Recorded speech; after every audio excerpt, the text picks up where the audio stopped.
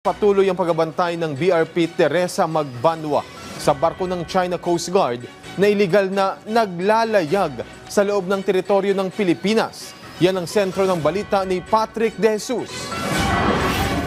Tila nagpapalitan ang mga barko ng China Coast Guard sa pananatili sa Exclusive Economic Zone ng Pilipinas sa bahagi ng Zambales. Ayon sa Philippine Coast Guard, dumating ang isang barko ng CCG na may bow number 3304 na pumalit sa isa pa nilang barko na may bow number 3103 na unang pumalit sa The Monster Ship ng China Coast Guard. Hindi naman nilulubayan ng barko ng PCG na BRP Teresa Magbanwa ang mga barko ng China. Patuloy ang ginagawang pag-radio challenge sa mga ito at ipinapaalala sa mga barko ng China ang kanilang illegal na presensya sa Exclusive Economic Zone ng Pilipinas, alinsunod sa Philippine Maritime Zones Act 2016 Arbitral Award at UNCLOS.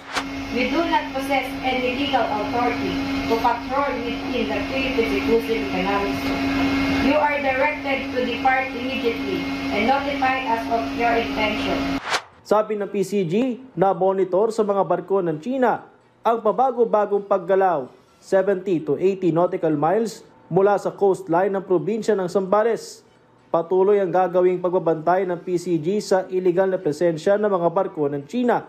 Noong Sabado pa mahigpit na binabantayan ng PCG ang kaparehong lugar matapos ma-detect ang pagdating noon ng The Monster Ship ng China Coast Guard. Malamang ang gagawin niyan ay kagaya ng ginagawa nila sa Malaysia na every year meron silang seremonyas doon sa James Shoal, no?